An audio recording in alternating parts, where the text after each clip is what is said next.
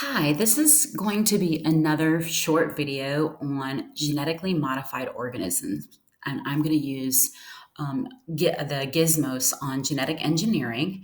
In class, we did this little simulation to show how genetically modified organisms are designed and the results of those processes in agriculture. So here we start off with 12 petri dishes with different strains of bacteria. And in order to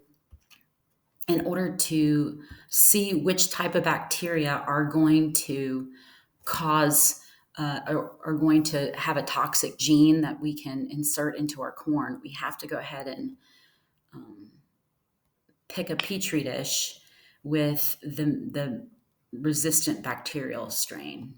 So it looks like petri dish 4 and 8 are showing us that larvae have been killed by that particular bacteria strain. So we're going to choose petri dish 4 because we want to isolate that gene from the bacterial strain that's going to kill pests. So when we look at this screen, it is telling you that bacteria in the petri dishes below cannot kill the specific species of larvae. Is there a gene in bacteria's number 4's genome that allows bacteria to kill this larvae? So we're going to drag each gene into the petri dish to see if we can find that bacteria. Okay, and clearly gene G, gene F, and gene E are not going to have that particular bacteria strain. So the next gene that we're going to insert into the petri dish to test for the resistance. Okay, it looks like gene B is the bacteria strain that we want to use. So in the next setup, we're going to take gene B and we're going to insert it into our corn. We're going to insert it into our corn. Okay, so select gene B. Okay,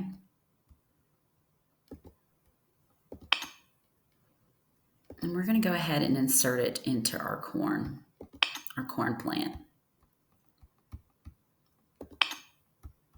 Okay, so here we have the control plant. It doesn't have the new genetically modified the DNA from the bacteria. It is a pure corn plant. Okay, and here we have the transformed plant. Okay, so we're going to add larvae to both types of corn plant. Okay, when we look at the controlled plant closely, we can see that this corn is not going to be resistant to this larvae by way of genetics. And so you're going to have some crop damage. Your GMO or your transformed plant is going to have that gene in its DNA that is going to give it that protection. Okay. So if we want to look at the statistics, okay, one bar graph is showing the pest population in the control plant. Wow, this is pretty bad. So here we have, it says number of live larvae. You have 74 versus 2 when comparing the non-GMO plant to the GMO plant. So this is telling us that the genetically modified corn is going to give us less. It's going to give us more of a resistance to pests, so farmers don't have to spend the money on pesticides. If we look at the yield, now this is the amount of corn produced. Okay, the control plant is going to give us exponentially less corn. And the transformed or the GMO plant is going to give us exponentially more corn. In this setup, you can see how a bacterial strand that is going to kill pests is isolated. That gene is isolated through several tests. It is inserted into the genome of a corn plant.